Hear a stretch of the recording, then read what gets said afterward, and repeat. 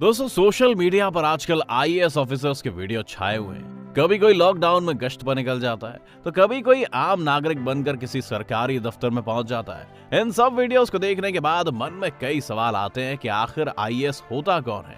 क्या सभी आईएएस एक ही काम करते हैं? और आखिर ये आईएएस ऑफिसर के पास कितनी पावर है? क्या एक आईएएस ऑफिसर कुछ भी कर सकता है या उसके भी कुछ दायरे हैं? आज इन्हीं सवालों का जवाब हम तलाशने की कोशिश करेंगे। तो अगर आप भी जानना चाहते हैं तो बने रहिए हमारे साथ वीडियो के अंत तक। और वीडियो शुरू होने से पहले चैनल को सब्सक्राइब करना और बेल आइकन दबाना ही मत भूलिएगा। पहले जान लेते हैं कि एक आईएएस होता क्या है। एक IAS officer all India services का एक ऑफिसर होता है जो सीधा सेंट्रल गवर्नमेंट के लिए काम करता है।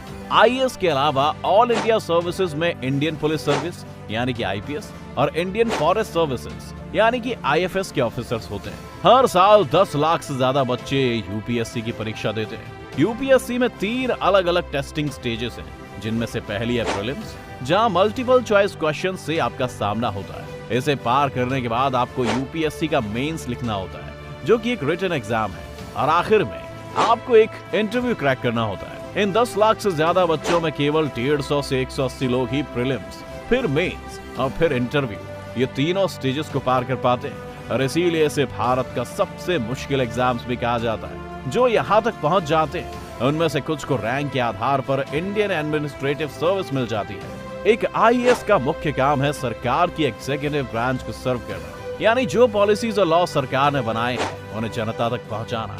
और आईएएस ऑफिसर्स को सीधा उन डिपार्टमेंट्स के मिनिस्टर सुपरवाइज करते हैं। एक आईएएस की ताकत का अंदाजा आप इस बात से लगा लीजिए कि कोई भी मिनिस्टर या प्राइम मिनिस्टर एक आईएएस को बर्खास्त नहीं कर सकता।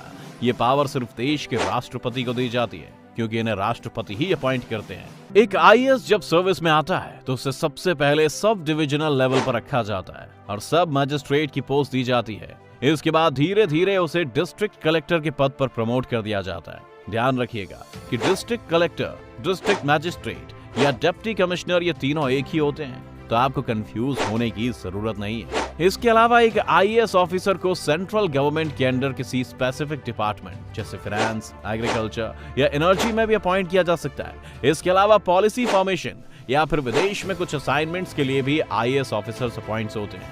आपने हर राज्य में एक चीफ सेक्रेटरी का पद को जरूर सुना होगा, ये भी एक आईएएस ऑफिसर ही होता है। एक आईएएस ऑफिसर को अपनी डिस्ट्रिक्ट में लॉ एंड ऑर्डर मेंटेन करने, बेसिक सुविधाएं जैसे बिजली और पानी उन्हें मैनेज करने और साथ ही स्कूल्स वगैरह से संबंधित फैसलों में हस्तक्षेप करने की जिम्मेदारी मिलती है। इसके अलावा एक आईएएस ऑफिसर को अपनी डिस्ट्रिक्ट में डेवलपमेंट स्कीम्स जैसे उज्ज्वला योजना या फिर कुछ स्पेसिफिक पॉलिसीज और गाइडलाइंस जैसे कि लॉकडाउन या जनता कर्फ्यू, इन सभी को इम्प्लीमेंट करना होता है। इसके अलावा एक आईएएस ऑफिसर कभी भी इन संबंधित विभागों का इंस्पेक्शन कर सकता है और क्या जनता का पैसा सही से इस्तेमाल हो रहा है, इस संदर्भ में भी एक्शन ले सकता है। कोड ऑफ क्रिमिनल प्रोसीजर्स 1973 के सेक्शन 107, 108, 109, 110, 144, 176 के मुताबिक आईएएस के पास डिस्ट्रिक्ट में लॉ एंड ऑर्डर मेंटेन करने की जिम्मेदारी है और उससे संबंधित एक्शन लेने की पावर भी है। टेनेसी लॉज एक आईएएस ऑफिसर को डिस्ट्रिक्ट के रेवेन्यू से जुड़े मामलों में दखल देने की पावर देते हैं। एक आईएएस ऑफिसर चाहे तो कभी भी अपनी डिस्ट्रिक्ट में कंस्ट्रक्शन का कोई भी काम रुकवा सकता है। नेशनल डिजास्टर मैनेजमेंट एक्ट के तहत किसी बाढ़ जैसी आपदा की स्थिति में भी राहत कार्य मैनेज करने की जिम्मेदारी आईएएस की होती है। इसके अलावा arms act, drugs licence act और एसेंशियल कमोडिटी एक्ट के तहत एक आईएएस चाहे तो अलग अलग सिचुएशंस में इन सभी क्षेत्रों में भी अपनी पावर का इस्तेमाल कर सकता है। एक आईएएस को जो डिस्ट्रिक्ट मिली हुई है उसके तहत जितने सरकारी अस्पताल या स्कूल हैं उनकी जिम्मेदारी भी आईएएस की है।